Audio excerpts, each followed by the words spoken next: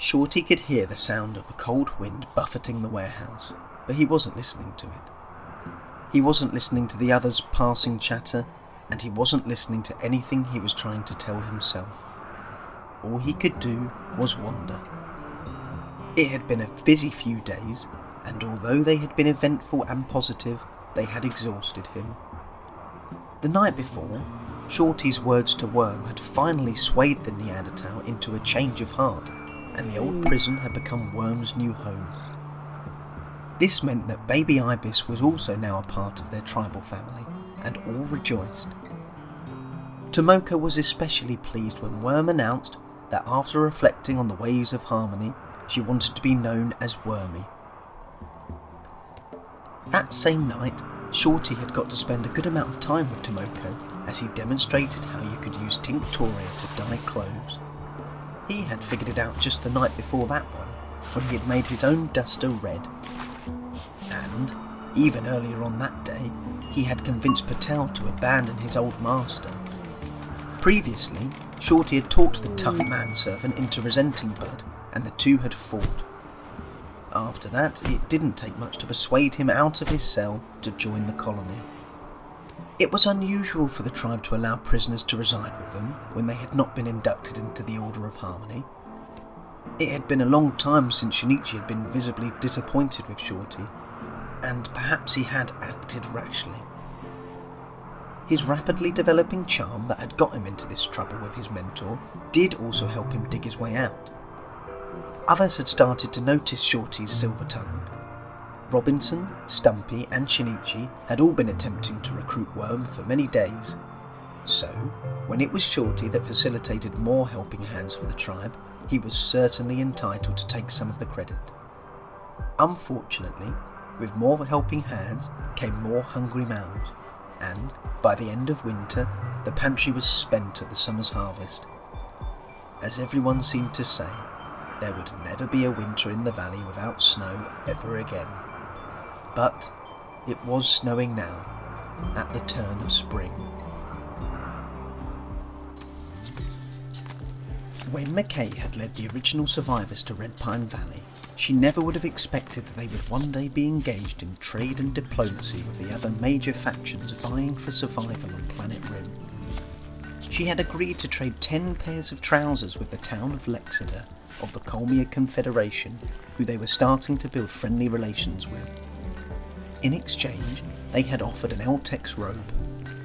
McKay's dedication and talent had imbued her skills in crafting to legendary magnitudes, and she churned out high-quality clothing that were both snatched up by the colonists and stored for the caravan bound for Lexeter.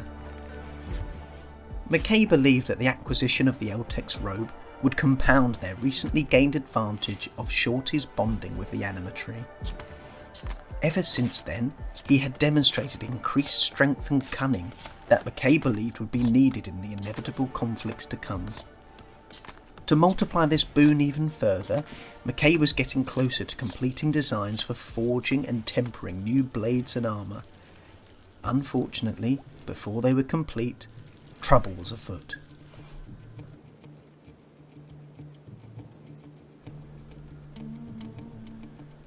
Shorty had reported sighting a ship crashing on the other side of the southern mountain next to the colony. Sure enough, a ship had crashed, but it was a drone ship. This particular vessel was exhibiting a niggling pulse of negative emotions to all females in the colony. Shinichi had felt the sting of a low psychic drone before. That had also been just before the Festival of Invigoration last year, when he had completed the Sentinel of the Pathfinder statue. For him, it had been a torture, and his kind heart felt immense pity for his wife McKay, his friend Vix, the young mother Wormy, and the pyromaniac waster Kabaz. He even saw Tomoko start to look glum, which was a rare occurrence for the sanguine girl. After a meeting to discuss tactical options, it was decided that it was too dangerous to run around the side of the mountain, as the crashed drone would surely have mechanoid defenders that could catch up and cut down the poorly armoured tribespeople. Therefore, a plan was made to dig through the mountain, creating a tunnel that they could use to lure the machines into and trap them. For most, this would have been an operation that would take seasons to complete, but for Shinichi and the others in the mining team, it took 3 days. During this time, the psychic drone increased its potency, and the women of the tribe stayed strong to contend with the forced emotions of paranoia, terror, and hatred. Funnily enough, despite their toils, the tunnel never had a machine step foot within it that spring, as a passing war merchant from the Colmia Confederation made an open assault on the drone viable, and they were happy to assist the tribe in destroying 2 gullible ciphers.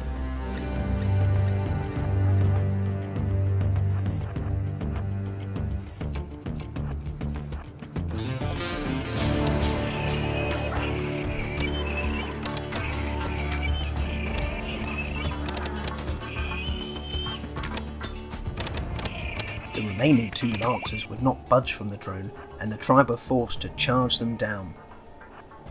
The 14-year-old had raced ahead and was so fast he appeared to glide through the air to close the distance with the machines.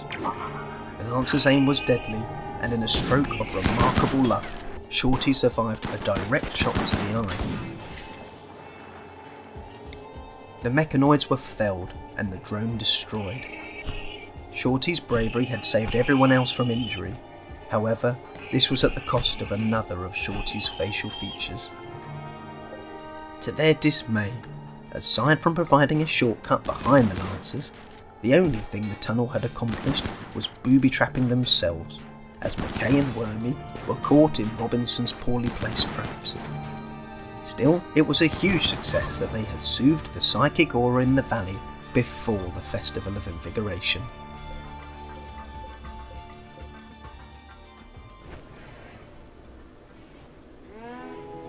Wormy hobbled through the square towards the temple. She was a Neanderthal and had a tough disposition that allowed her to stand tall in the face of injuries that would down her contemporaries. Wormy did not know whether Shinichi was more disappointed that the festival was taking place a day late, or that his wife's wounds prevented her from attending. After speaking to McKay in her hut previously, she knew that McKay would not be bothered too much, as she was open to enjoy the party, but felt no strong spiritual connection with it. Most of the ceremonies at Wormy's old tribe were based around strength and violence. She had seen violence here too, both from without and within. The older man named Stumpy had disgraced himself after causing multiple fights recently. But she had also seen acts of strength and kindness, such as when Monkey from a different health after fighting side by side with the colonists. She knew that for her baby Ibis, the mostly peaceful disposition of the Order of Harmony would be a better environment for them both.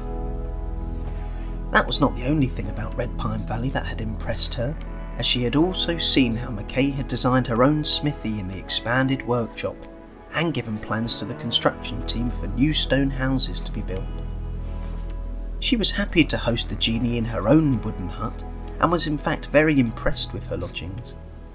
McKay, on the other hand, was clearly very excited to be building with marble, and disappointed that they had to make do with the modest expansion of the workshop, as Robinson had explained to her that Yeoman Road from the Shattered Empire would consider the fearful construction desecrated if it were used for anything less than a monument. The 2 pretty ladies had enjoyed chatting for hours that day. On this day, she was in too much pain to enjoy anything. Or so she thought.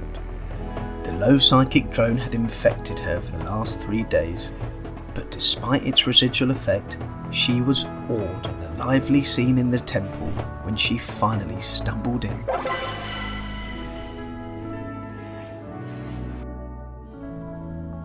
Vix had been instrumental in helping organise the hunting team. Despite being a pacifist herself, she did sometimes recognise the need for violence. Her pantry was bare of usable food to cook with, and there were a lot of people needing to eat. Her warnings of shortages were taken even more seriously when a cold snap set in and the crops started to die. She did not know how to interpret this sign, as the same exact thing had happened the year before, after her own dismal display when leading the drum circle at the Festival of Invigoration. However, this year Kabaz had excelled at the task, yet the crops were still dying. What she could interpret, however, were the clues that all pointed to the same thing. Shorty had somehow been turned into a sanguiphage. When Shorty was found unconscious next to Bud, Vix was sure it was the work of the incarcerated creature, but couldn't decipher what was happening to the boy. After noticing that some of the hemogen stockpile from the old crashed drop pod had gone missing, she became suspicious. She saw Shorty less frequently now, as he had taken to sleeping in the day. He was not on the hunting team, but would bring back game that he had somehow caught and killed without a gun or bow. Her suspicions were confirmed when her red hussar eyes examined Shorty's injuries that he had sustained hunting. Shorty had been tending to his own wounds, and it was his lack of skill in medicine that exposed him. Despite the poorly applied bandages and ointments, Shorty's wounds were healing at incredible speeds. It fascinated Vix, and she confronted Shorty about his change of nature. But it seemed that Shorty himself didn't really know what had happened to him. Together, they retraced the events since Shorty's collapse in the prison and came to understand what had happened. Vix was not sure if Shorty was disturbed or excited. Since his change, he had become far better at hiding his true emotion or intention. Vix advised Shorty to continue treating his own injuries, using excess hemogen where necessary. She also pointed out that it was very likely that Patel would be aware of Shorty's condition. Patel had arrived with Bud and followed the ranch coven, which the boy could leverage and establish a relationship. That was exactly what Shorty did, and Patel now sometimes appeared to act as Shorty's trusted servant and bodyguard. As was customary for a person of healing, Vix would keep Shorty's condition confidential.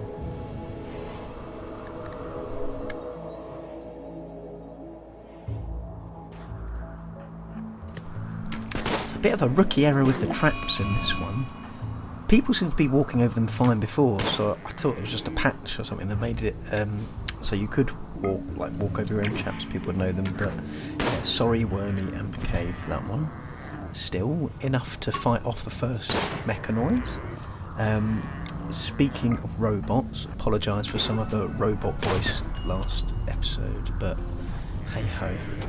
And yeah, that's 116 days survived after this one, so we're closing on 2 years for the